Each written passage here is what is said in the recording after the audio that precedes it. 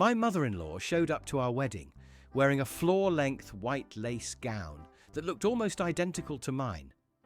When the bridesmaids tried to block her from entering the chapel, she started screaming and crying that we were excluding her from marrying her son. She legitimately didn't understand why it was inappropriate. My maid of honor had to accidentally spill a glass of red wine on her just to get her to put a coat on. She pouted in the corner for the entire reception. We gave my mother-in-law a spare key for emergencies only. We came home from a weekend trip to find she had completely reorganized our bedroom. She had gone through my underwear drawer, thrown away all my lingerie because she deemed it too slutty for her precious boy's wife, and replaced it with oversized cotton granny panties she bought in a bulk pack. She was sitting at the kitchen table, waiting to be thanked for cleaning up my act. We changed the locks that night. I am severely allergic to peanuts. My husband has told his mother this 1,000 times. For my birthday, she made special cookies and swore they were just chocolate chip. One bite in, my throat started closing up. I spent my birthday in the emergency room. When my husband confronted her, she told the nurse I was being dramatic and faking it just to get attention away from her gift. The doctor had to ban her from the hospital room. When we named our son Leo, my mother-in-law absolutely hated it. She told everyone it was a pet's name. While I was recovering in the hospital bed, she actually tried to fill out the birth certificate paperwork while I was asleep to name him Gregory after her father. The nurse caught her just in time. Now, 3 years later, she still refuses to call him Leo and only addresses him as Gregory. It confuses the poor kid so much. My husband and I booked a romantic honeymoon to a resort in Hawaii. We didn't give her the details, but she guessed the password to his email. She booked the exact same flight and a room directly next door to ours. She knocked on our door at 6 a.m. the morning after we arrived, asking if her baby boy wanted pancakes. When we told her to leave us alone, she called the hotel security saying she heard domestic violence in our room just to get the door opened. She keeps photos of my husband's ex-girlfriend all over her house. I'm talking framed photos on the mantle, on the fridge, and even on the nightstand in the guest room where we sleep. She invites the ex to every Thanksgiving dinner and sets a place for her right next to my husband while putting me at the kids' table. She claims family comes first and the ex has known him longer, so she has seniority over me.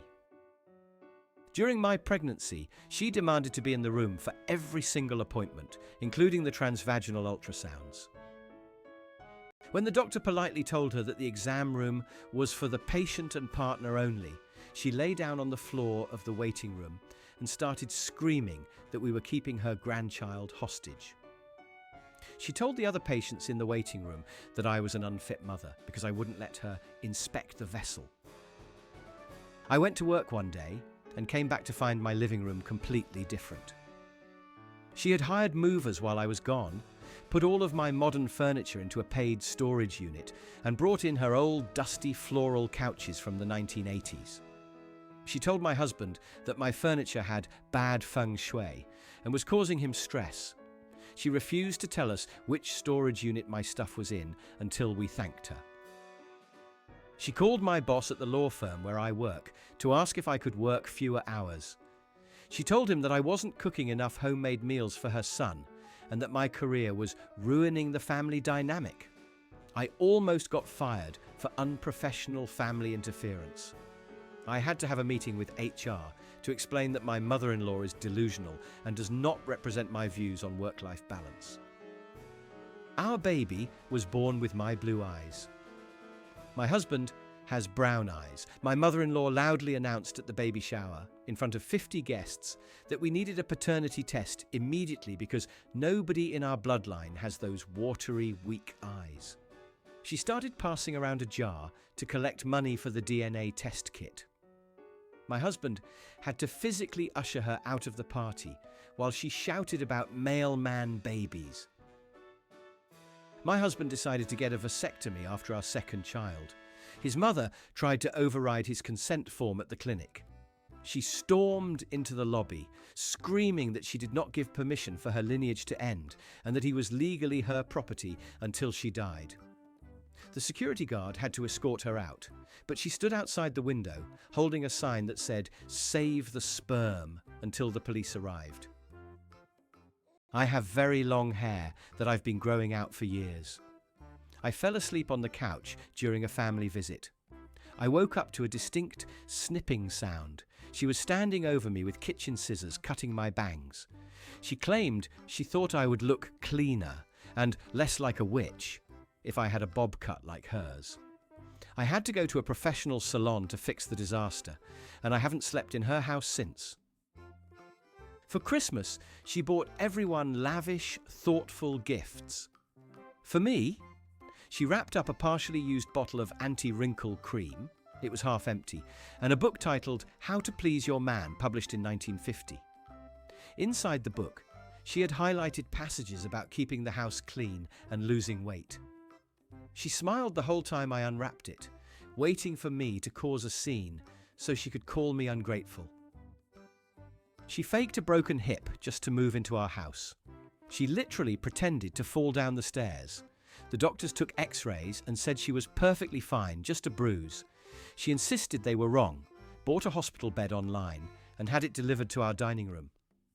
She demanded we wait on her hand and foot 24/7. We eventually caught her dancing in the kitchen when she thought we were asleep. I walked into her house for Sunday dinner and saw our wedding portrait hanging above the fireplace. Something looked off. I got closer and realized she had photoshopped her own face over mine. It was a professional job too. She must have paid someone to do it. When I asked her about it, she laughed and said it was just a joke to see if I would notice, but she refused to take it down. She sends me Jenny Craig weight loss pamphlets in the mail anonymously.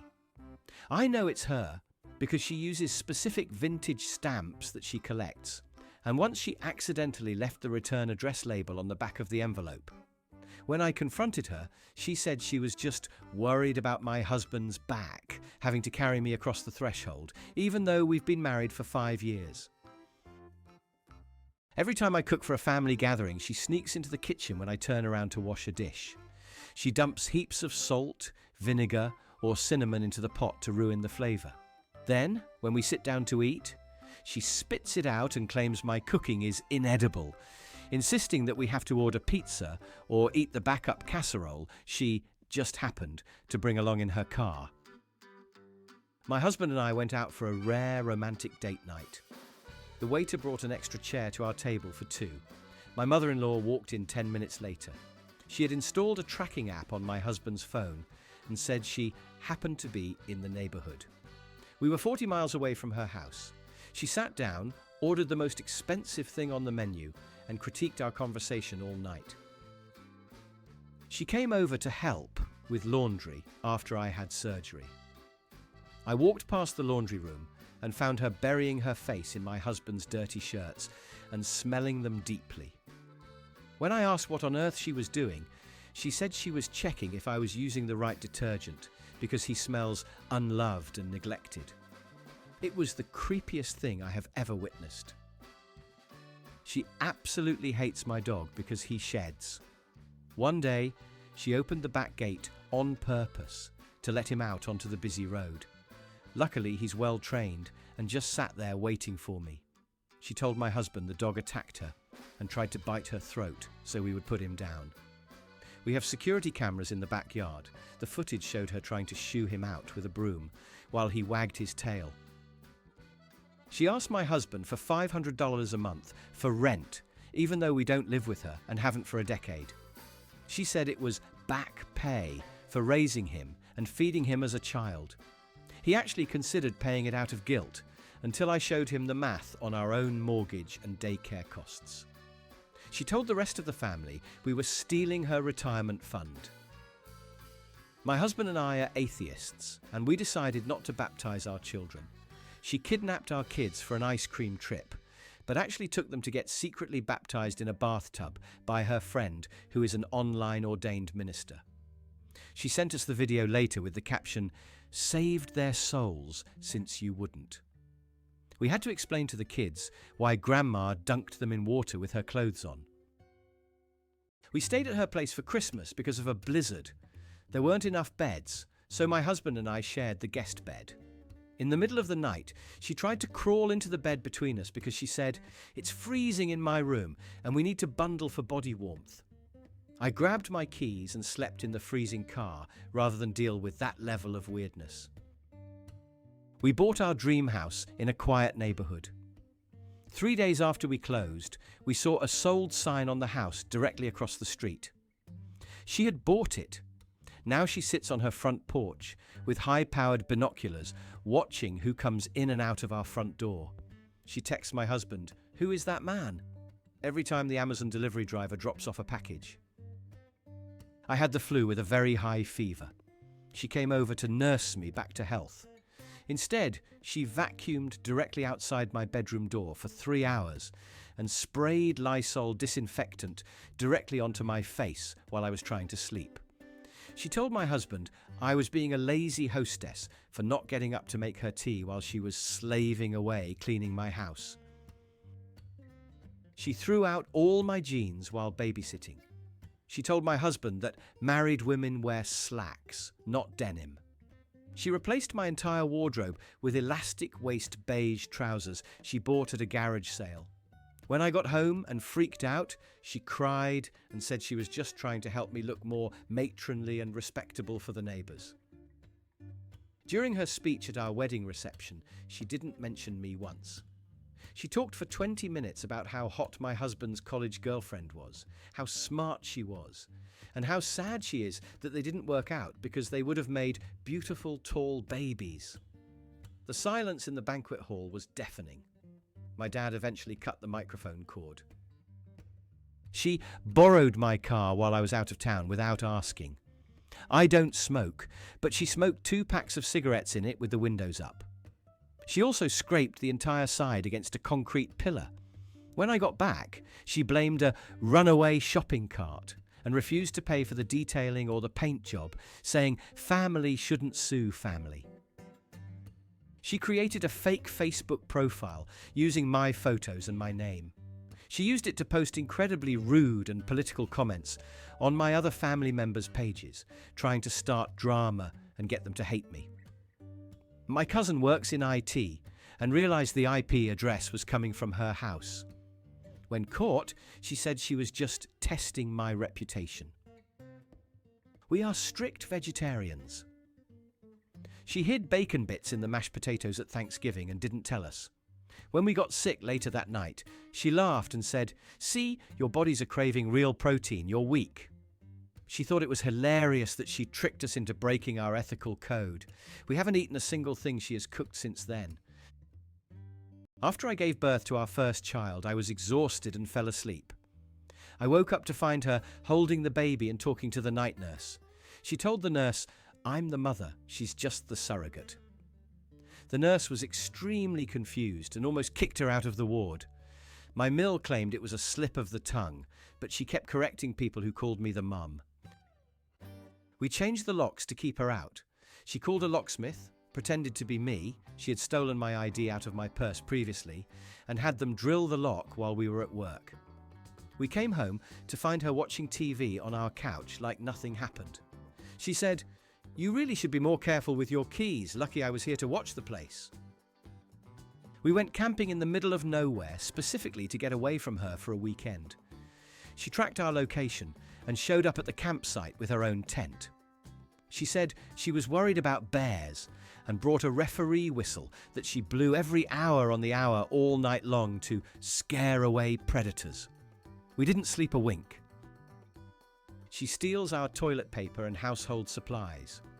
She comes over with a giant empty tote bag and leaves with it full of our TP, soap, toothpaste and paper towels. She isn't poor, she has plenty of money. She just thinks that family shares resources means she doesn't have to go to the grocery store. I started hiding the toilet paper in the trunk of my car.